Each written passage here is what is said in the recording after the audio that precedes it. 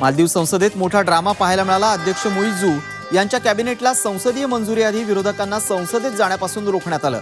सत्ताधारी सदस्यांनी विरोधकांना संसद प्रवेशद्वारावरच रोखलं, तरीही विरोधक संसदेत शिरले, त्यामुळे काही काळ तणाव निर्माण झाला होता।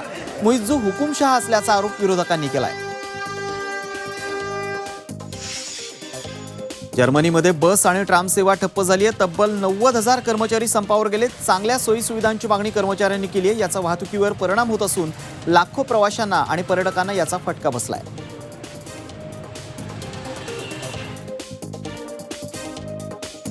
लाल समुद्रात हुती दहशतवाद्यांची दहशत पाहायला मिळते। त्याचा जागतिक व्यापारावर मोठा परिणाम झालाय।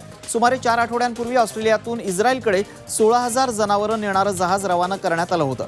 मात्र हुती हल्ले वाढल्यानंतर लाल समुद्रातील मार्ग सध्या बंद आहे। त्यामुळे हे जहाज वाटेतच अडकल्यानं जनावरांना परत आणण्याचे आदेश ऑस्ट्रेलियन सरकारनं दिले।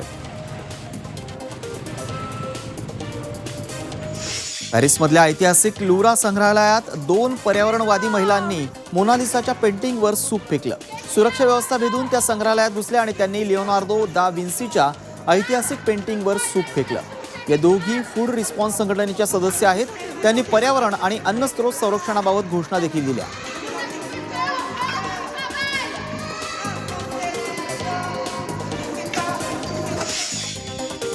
फ्लोरिडात विमान कोसळून मोठा अपघात झालाय। हे विमान कोसळल्यानंतर 3 घरांना आग लागली। विमान दुर्घटनेत पायलटसह 3 जणांचा मृत्यू झालाय।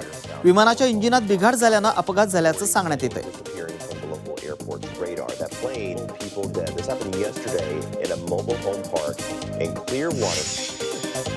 केनियामध्ये गॅस सिलेंडरची वाहतूक करणाऱ्या ट्रकला भीषण अपघात झाला। त्यानंतर आग लागली। या आगीत 3 जणांचा मृत्यू झालाय तर 200 जण जखमी झाले।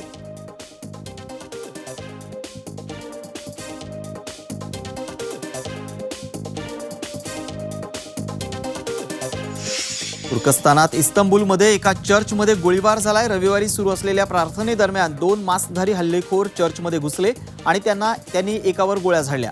यात एकाचा मृत्यू झालाय। सध्या हल्लेखोरांचा शोध सुरू असल्याची माहिती तुर्कस्तानचे गृहमंत्री अली येर्लिकाया यांनी दिली आहे।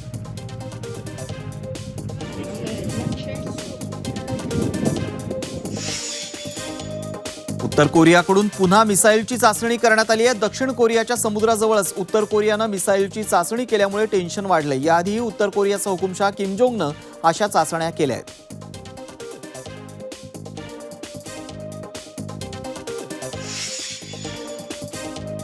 अमेरिकेतल्या राष्ट्रपती पदाच्या निवडणुकीतलं वाकयुद्ध चांगलंच रंगलंय। बायडेन आणि ट्रम्प खडूस म्हातारे आहेत असं वक्तव्य निक्की हेली यांनी केलंय।